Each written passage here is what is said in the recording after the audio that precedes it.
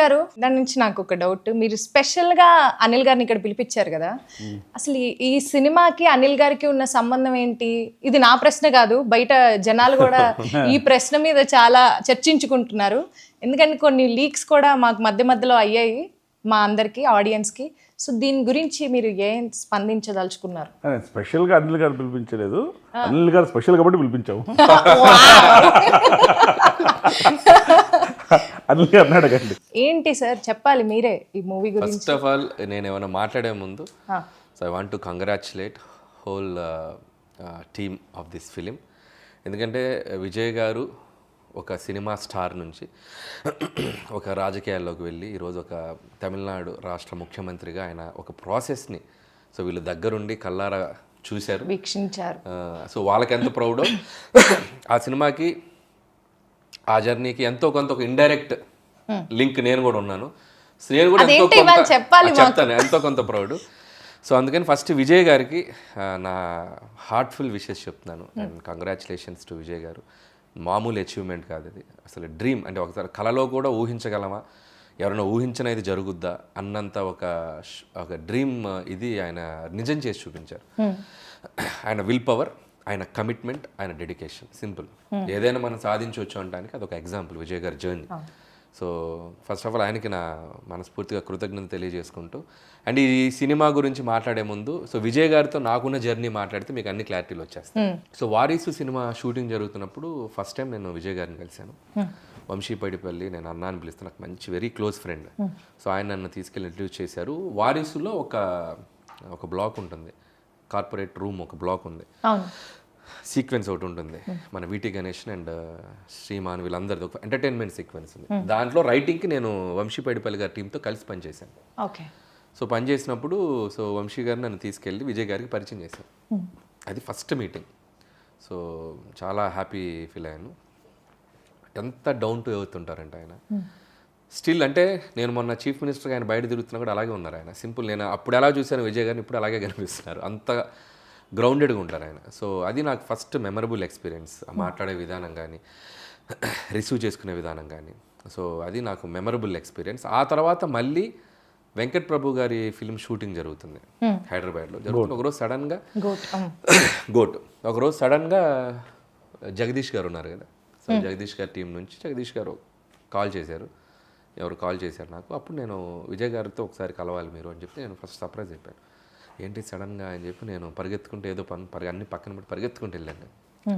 వెళ్ళి ఆయనతో ఒక పావు గంట ఆయన వ్యాన్లో కూర్చున్నప్పుడు ఆయన ఎందుకు పిలిచారంటే భగవంత్ కేసరి ఫిలిం నేను చూశాను, నాకు చాలా బాగా నచ్చింది, చాలా అద్భుతంగా తీసావు. సో కొన్ని ఎపిసోడ్స్, కొన్ని సీన్స్ అయితే నన్ను అసలు ఇంకా హార్న్ చేస్తున్నాయి. సో అది నేను అప్రిషియేట్ చేద్దామని పిలిచానని చెప్పేసరికి నేను అసలు క్లౌడ్ 9లో ఉన్నాను అనమాట.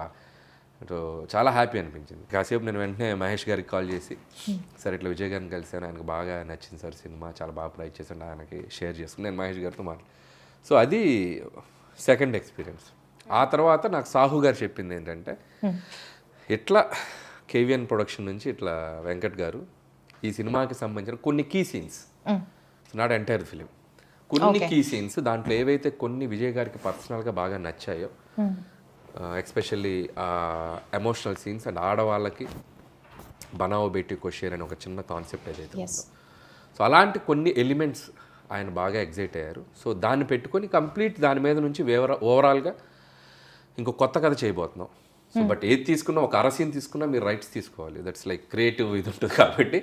సో ఆ ప్రాసెస్లో సాహు గారిని ఇట్లా కేవిఎన్ గారు వీళ్ళు అప్రోచ్ అయ్యాక ఆ తర్వాత మాట్లాడినప్పుడు అసలు నేను విజయ్ గారితో ఆయన నన్ను పిలిచి ఆ రోజు ఎంత జెన్యున్గా అప్రిషియేషన్ చేశారు. అసలు ఏం మాట్లాడకుండా ముందు ఇచ్చేసేయండి, దాని గురించి డిస్కషనే లేదు, తర్వాత వ్యవహారాలని తర్వాత ముందు వాళ్ళకి ఓకే చెప్పేయండి, what ever they want let them do.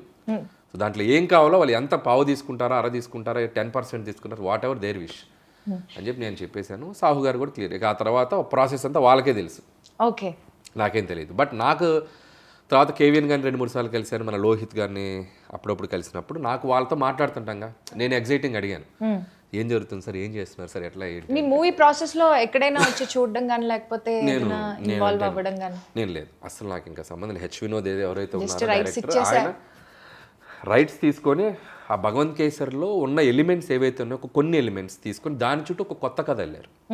అది నాకు కేవిఎన్ గారు ఒక 1 or 2 కలిసినప్పుడు ఆయన నాకు ఎక్స్ప్లెయిన్ చేశారు కొన్ని ఇలా చేయబోతున్నాం. సో బాబీ డియోల్ క్యారెక్టర్ని ఎలా మెయిన్ స్ట్రీమ్కి తీసుకొచ్చారు అండ్ దాన్ని విజయ్ గారి క్యారెక్టరేషన్కి ఎలా కనెక్ట్ చేశారు. ఒరిజినల్ అవన్నీ లేవు.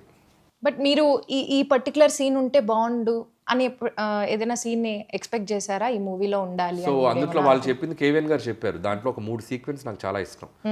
ఆ 3 ఉన్నాయి.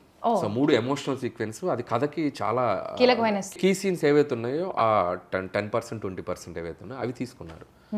అక్కడ నుంచి టోటల్గా సెకండ్ హాఫ్ మొత్తం సో 90% 1-2 సీన్లు తప్ప సో చాలా వరకు మార్పులు జరిగాయి. సో వాళ్ళు చెప్పిన దాన్ని బట్టి నాకు అర్థమైందంటే టోటల్గా ఒక కొత్త కథ వేసుకున్నారు. అది ఆయన అక్కడున్న లోకల్ సిచ్యువేషన్స్కి తగ్గట్ట వాట్ ఎవర్ ఇట్ ఈస్ ఆయన దాన్ని వాళ్ళు ఎలా అడాప్ట్ చేసుకున్నారు అనేది వాళ్ళు తమిళ్కి సంబంధించి చేసుకున్నారు. చెప్పిన నాకు సీన్స్ చెప్పాను చాలా ఎగ్జైటింగ్ ఉన్నాయి.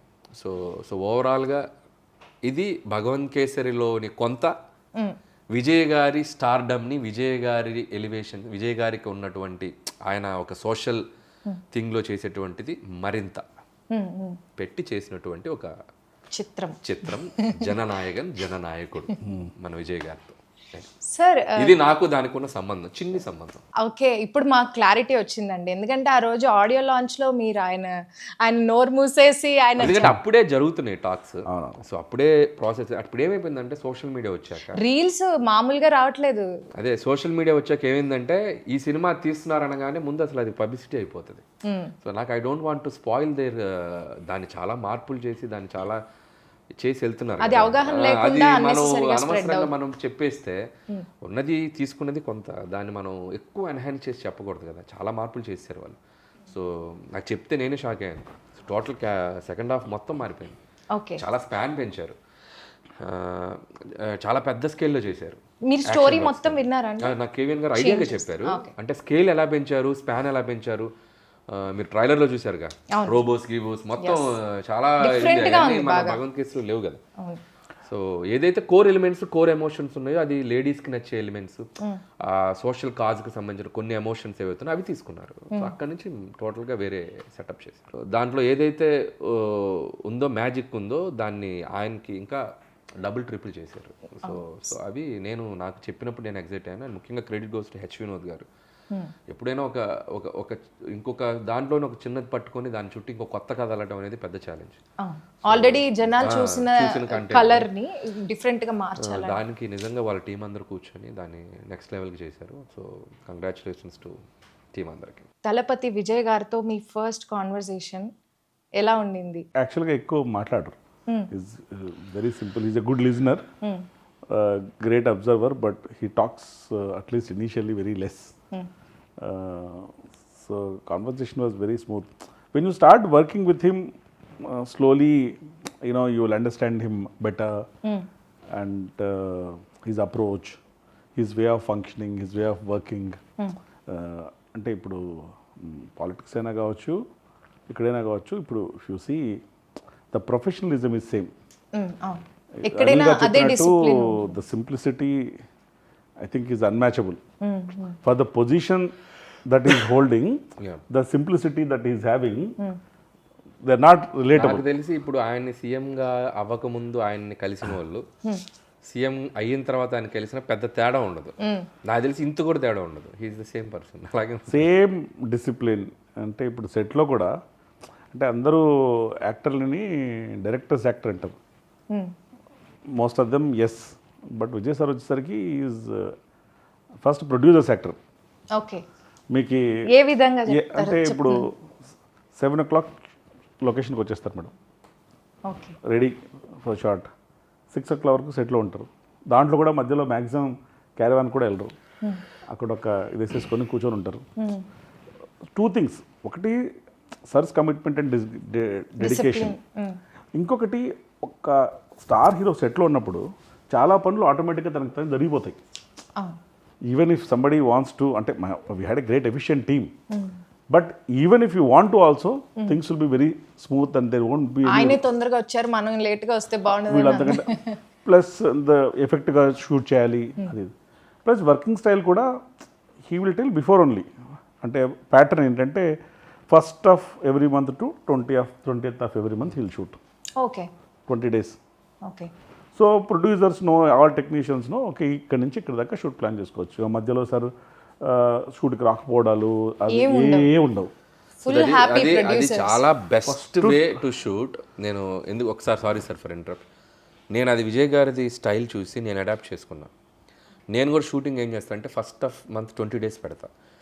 నెక్స్ట్ 10 days మనం ఏం తీసాం, అది కరెక్ట్గా తీసామో లేదా దాన్ని బట్టి మనం నెక్స్ట్ ఏం చేయాలనేది ఒక చిన్న బఫర్ ఉంటుంది 10 days. హ్యాపీగా 10 days బఫర్ చేసుకుని మళ్ళీ షూట్కి వెళ్ళొచ్చు.